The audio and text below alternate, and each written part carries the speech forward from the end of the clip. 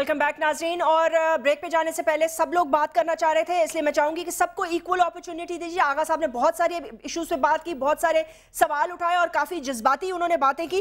कायरा साहब, आप कुछ कहना चाहते हैं? फिर मुझे खुरम साहब से बहुत सारे सवालों के जवाब लेने हैं, क्योंकि आपने भी फोकस उन्हीं की तरफ किया और आगा साहब ने भी। मेरा ख्याल है खुरम साहब को पहले वक्त दे, वो अपनी बात वजात कर ले। अच्छा, ओके खुरम साहब, ये सारी बातें जो अभी की गई हैं, इस हवाले से आप क्या कहेंगे? अब वो कहते हैं पार्लियामेंट की सुप्रीमेसी को आप ओवरशैडो करना चाहते हैं जुडिशल कमीशन का, कह के 3 साल से आप पार्लियामेंट की बात करते रहे। आप कम से कम जुम्मे की का तो इंतजार कर लेते। फ्राइडे को इतनी इंपॉर्टेंट ब्रीफिंग होने वाली है पार्लियामेंट में, उससे पहले 3 दिन का अल्टीमेटम क्यों? सबसे पहले तो जैस्मिन हमें ये देखना है कि दोनों साहिबान जो अब हुकूमत का हिस्सा हैं जी, अगर इनको पार्लियामेंट इतनी अजीज है तो अब तक पार्लियामेंट्री कमीशन बन जाना चाहिए था, या जो पाकिस्तान की पार्लियामेंट के सेनेट में और नेशनल असेंबली में जो डिफेंस की कमेटीज हैं उनको ये मामला रेफर हो जाना चाहिए था। Nature abhors a vacuum. जब आप खुद कोई एक्शन नहीं करेंगे, खुद कोई अमल नहीं करेंगे, तो फिर इस पर गौर करेंगे कि हुकूमत वाकई पार्लियामेंट्री सॉवरेनिटी में सीरियस नहीं है। मेरी गुजारिश ये है कि अगर आप वाकई सीरियस हैं तो कल कौमी असेंबली का इजलास है, आप हुकूमत में आप ये कदम उठाएं, TOR सेट करें और कौम के सामने हकायक ले आए। हमें कोई इतराज नहीं होगा, आपके पास मेजोरिटी है, आप अपना मोशन पास करें और आगे चलें। तो हमारी जो गुजारिश है, हमने तो अपनी जजमेंट की है। मैं फिर दोहराता हूं, पाकिस्तान की तारीख में अगर कोई सीरियस इन्वेस्टिगेशन हुई है वो पाकिस्तान की अदलिया ने हमूदुर रहमान कमीशन रिपोर्ट में की थी, और वो अगर रिपोर्ट वक्त पर रिलीज हो जाती, उसके बाद आपको मालूम है OJD कैंप का भी सानिया हुआ और भी इस तरह के मिलिट्री साने हुए, अगर उनकी रिपोर्टें वक्त पर बाहर आ जाती तो ये वाकयात बार बार रिपीट नहीं होते। लेकिन मैं दोहराता हूं, सिर्फ मिलिट्री फेलियर नहीं हुआ, डिप्लोमेटिक फेलियर भी हुआ है, गवर्नमेंट का फेलियर भी हुआ है, और उसको प्रोब करने के लिए हम समझते हैं कि एक जुडिशल इंक्वायरी बेहतरीन हल है। चारों सूबों के और इस्लामाबाद के हाई कोर्ट के चीफ जस्टिस बमा सुप्रीम कोर्ट ऑफ पाकिस्तान के चीफ जस्टिस के, इससे ज्यादा इम्पार्शियल बॉडी हो नहीं सकती। ये तरीका आप ये कहते हैं कि हमें अदलिया पर इत्मीनान नहीं है, पर ये मत कहें कि हमें पार्लियामेंट्री सॉवरेनिटी चाहिए। अगर सॉवरेनिटी चाहिए तो खुद ऐलान कर दें।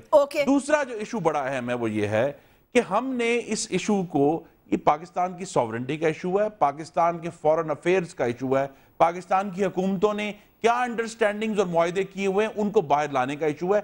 उसमें भी जुडिशल कमीशन ही एक बेहतरीन फोरम है जिसे हम समझते हैं।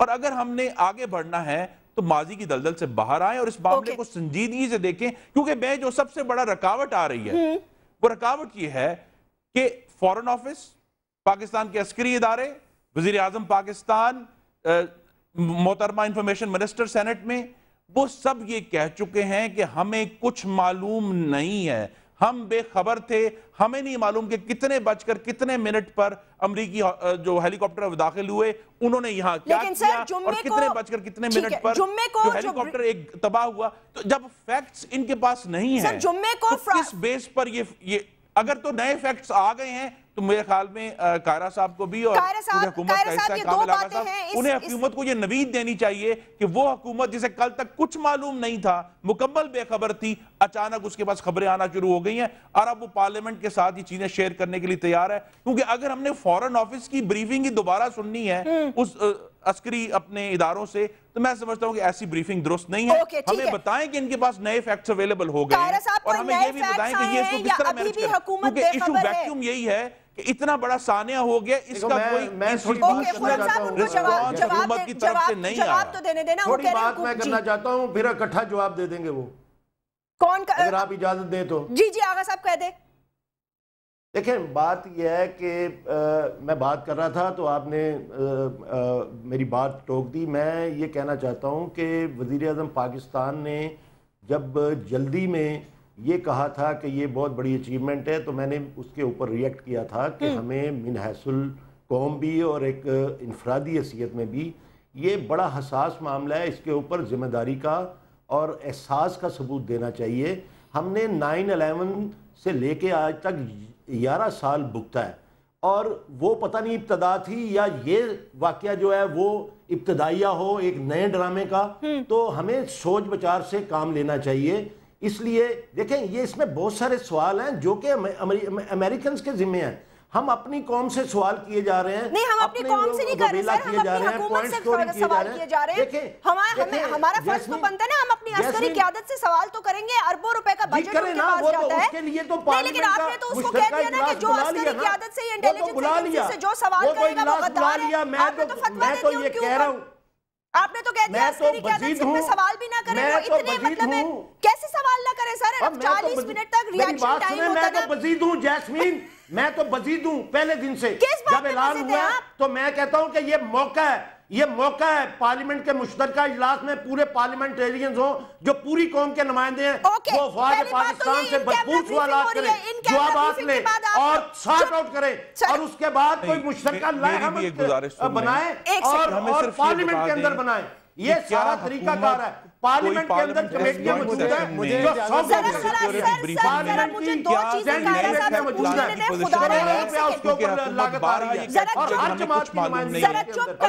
जो कुछ मालूम नहीं था, क्या ब्रीफ करेगी?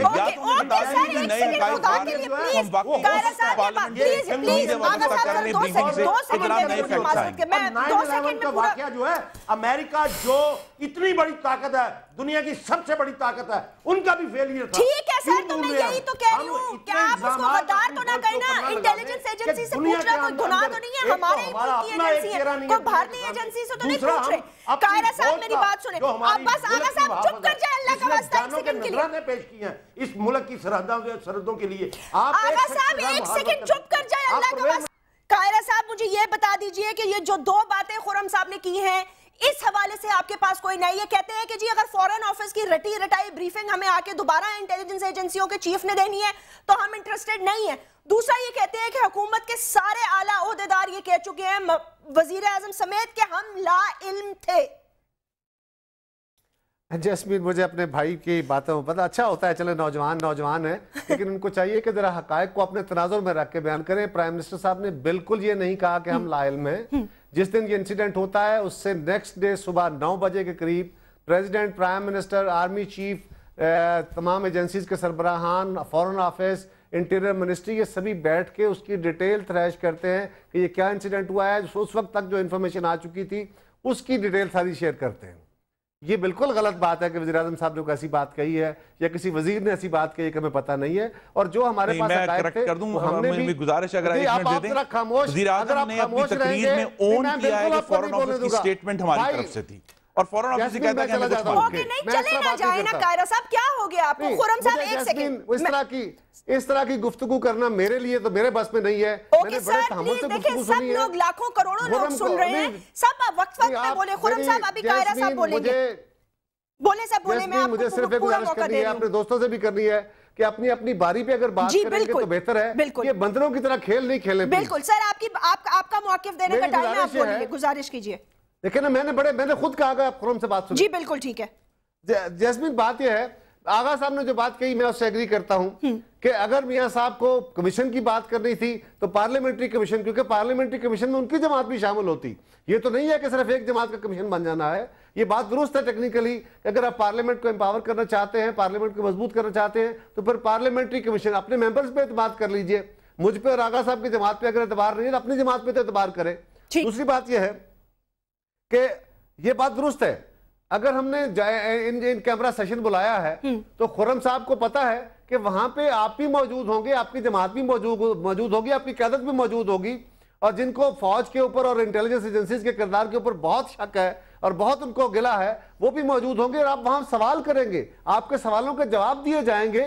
इन कैमरा इसलिए रखा जा रहा है कि बहुत सारी बातें वो हैं जो पाकिस्तानी अवाम के नुमाइंदों को बतानी जरूरी है। मीडिया के जरिए अगर आप करते हैं तो जिस तरह पहले आगा साहब ने कहा है कि जो बातें, जो जबान हमारे दुश्मन बोल रहे हैं हमारी एजेंसीज के बारे में, हमारी फौज के बारे में, हमारे मुल्क के बारे में, अगर वही हम भी बोलना शुरू कर दें और मीडिया के ऊपर शुरू कर दें तो फिर क्या बनेगा इस मुल्क का? चंद सवाल इससे पहले ये कहा गया कि प्राइम मिनिस्टर साहब ने कहा जी जस्टिस हैज बीन डन।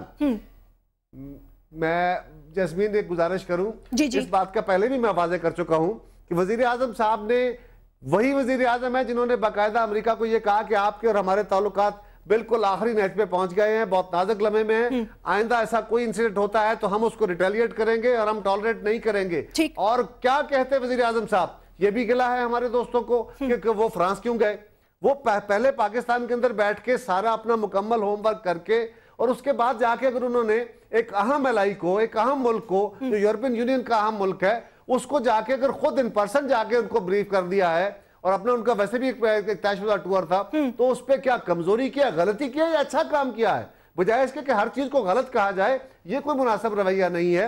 मैं तीसरी बात यह है, वज़ीर आज़म साहब का, सदर साहब के आर्टिकल के ऊपर भी बहुत सारी बातें दोस्त करते रहते हैं। मेरी सिर्फ ये गुजारिश है कि आप अपने सवालात तैयार रखिए, थोड़ा सा सब्र कीजिए।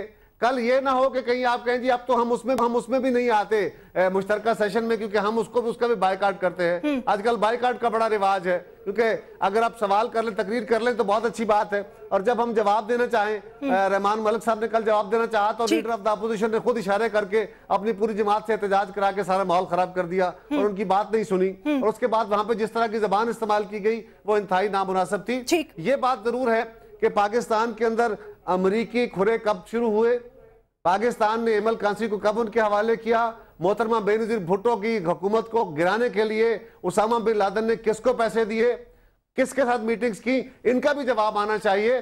हम बिल्कुल कौम से कुछ नहीं छुपाना चाहते, हम ना किसी के गुलाम रहे हैं, और पाकिस्तान की दिफा के लिए, पाकिस्तान की सॉवरेनिटी के लिए और पाकिस्तान के वकार के लिए मेरी जमात और मेरी क़यादत की अपनी हिस्ट्री है। हमने जाने दी हैं, हमने जाने बचाई नहीं है, और आज भी हम कोई चीज कौम से छुपाना नहीं चाहते।